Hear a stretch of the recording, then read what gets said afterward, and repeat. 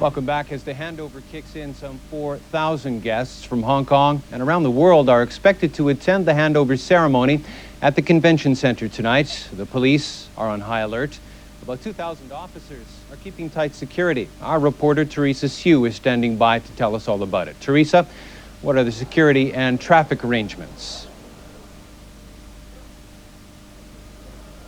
Chris, international dignitaries are due to arrive here at the convention center around 7:15 for the handover ceremony, but police have been working around the clock to secure the venue and its vicinity. Security checks continued this morning. Police are conducting a final round of checks of the new wing of the convention center, where the banquet and handover ceremony will take place.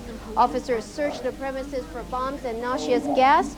Police are also checking the security arrangements to vet people crossing between the new and old wings of the center. Out in the harbor, Marine police dinghies are also patrolling the waters. It's been confirmed that security checks from China are here to assist local police. It's been a grueling week for those responsible for security and traffic arrangements. Outside the CEC to make sure nothing is buried in the ground. And officers will be... If you're coming out for the fireworks tonight, you're advised to take public transport, and please remember to bring an umbrella. There will be rain. That's it from me. Back to you in the studio, Chris. Thank you, Teresa. Tonight, 509 PLA soldiers will make their way across the border into Hong Kong. This morning, they had the first of their send-off ceremonies. Mark New is standing by in Huanggang, the border area in Shenzhen, where the troops will cross. Mark? Chris, just a few moments ago, the PLA finished their first public display, celebrating their journey to Hong Kong. Much of a pep talk today as they prepare to cross the border right over here at 9 o'clock. At that time, they will make the trip in 509 advanced troops, which will pave the way for an eventual 4,000 soldiers. More than 60 truckloads of soldiers roll in from 3 different directions. They converge at the Tung Lok barracks for what's as close as one gets to a PLA open house. With stoic expressions, thousands of soldiers sit, not budging an inch. They wait in anticipation of their own farewell. The deputy chairman of the Central Military Committee greets the men, commanding full attention. 弘扬正气，抵制外风邪气，确保部队能够经受住特殊环境和复杂情况的考验。 The Chinese military is aware of the unfavorable impression held by many Hong Kong people. This soldier says he'll use his appearance and his actions to ease any misunderstandings Hong Kong people might have of the PLA. The farewell ceremony comes to a close as soldiers begin to clap. Children dash in, bringing flowers to the men on the front lines of the long march into Hong Kong.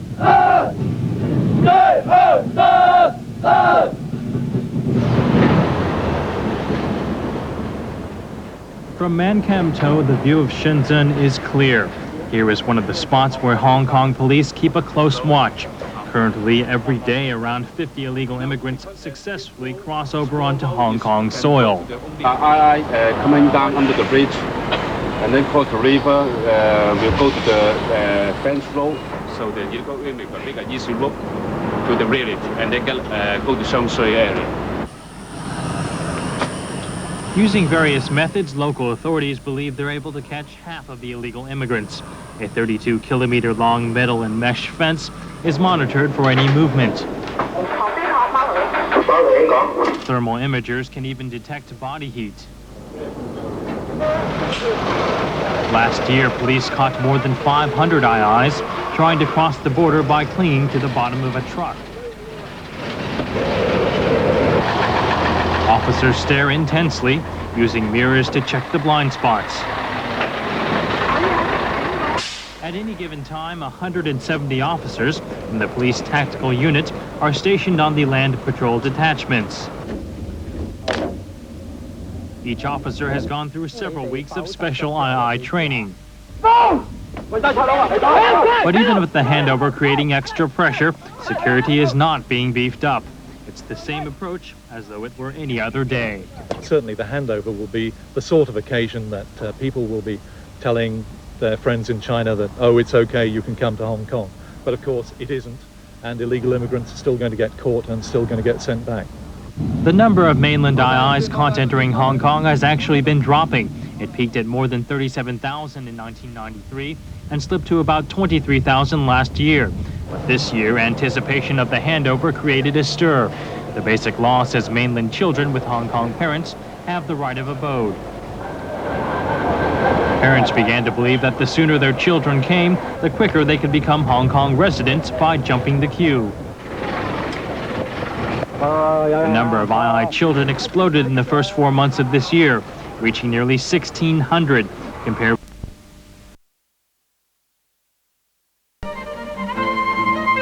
The governor traveled the world to talk about his intentions for Hong Kong.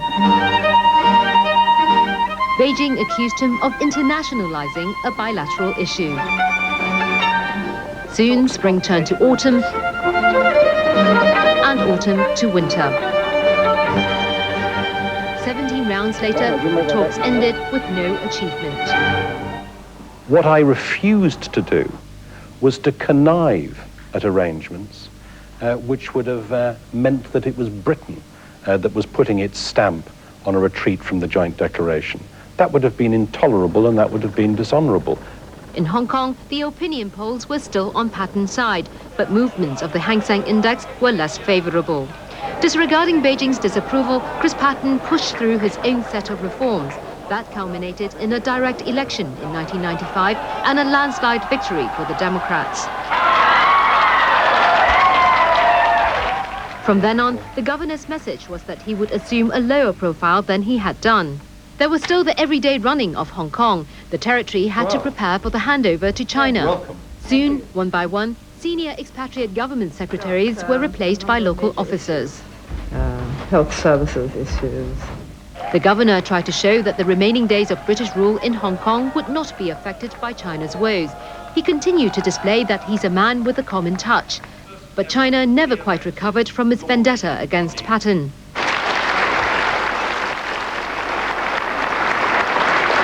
Since then, the only occasion when the governor would be seen in the same room as Chinese officials was on China's National Day. But at times, Beijing's distaste for Patten seemed so deep that even common courtesy had gone out of the window. Adequate financial support for the elderly must remain a high priority. But equally important with advancing age is the total programme of services for the elderly, the special provisions for the frailties and disabilities that come with old age. When the governor announced increased spending on public welfare in 1995, China was again angered. 照这个速度往前开，不用多少年，肯定车毁人亡。 But in Hong Kong, the demands for better welfare, better housing were loud. At one point, when the governor visited a temporary housing area, people living there presented him a rat to show the appalling conditions they were living in. We've started to develop more substantially Hong Kong's welfare and education and social policies, so much so that a couple of years ago I found myself being criticized for being a socialist by members of the Communist Party, which I thought was quite amusing at the time. But soon, a new future ruler came along. The attention turned to what the chief executive designate would do for Hong Kong. Patten's 5 years in Hong Kong were approaching the end. There were repeated calls from Britain that he should once again be on the political stage. He would occasionally comment on British domestic affairs, for example, that laws on animal quarantine should be changed. The Pattens' Norfolk Terriers, Whiskey and Soda, had both been taken to the kennels for biting workmen in Hong Kong. He's very much looking forward to getting home. And right now he wants to get home as quickly as possible. Okay? Tonight, we have been comprehensively defeated. When the Conservative Party lost the general election in Britain earlier this year, Patten's name again cropped up as a possible next leader for the party. But Patten showed little interest. Instead, he was looking forward to a break in the countryside of France, reflecting on his Oriental adventure in a memoir. In the last poll done by the Transition Project, I think I'm right in saying that 90% of people said they were happy with life in Hong Kong, and about 3/4 of the people who were asked said they were satisfied with the government. So I think that's not a bad way to go out.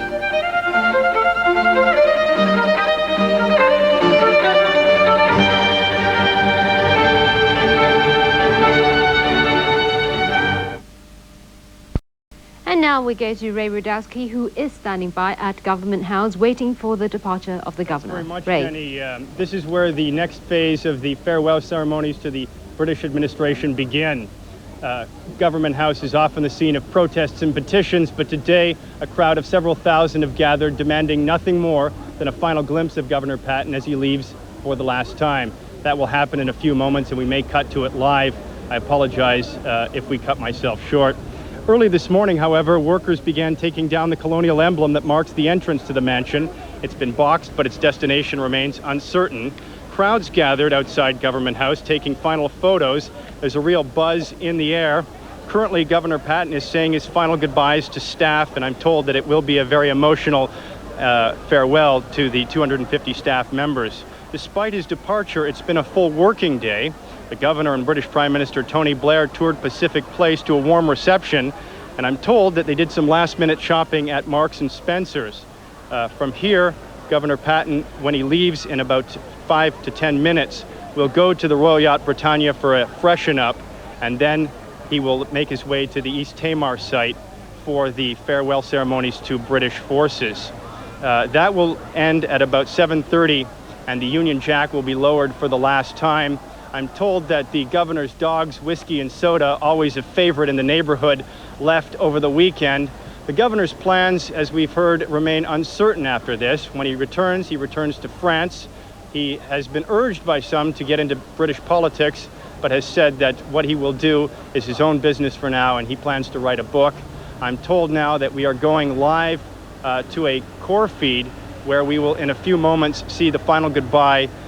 You see now that Governor Patten is just about to leave. We take you there now live.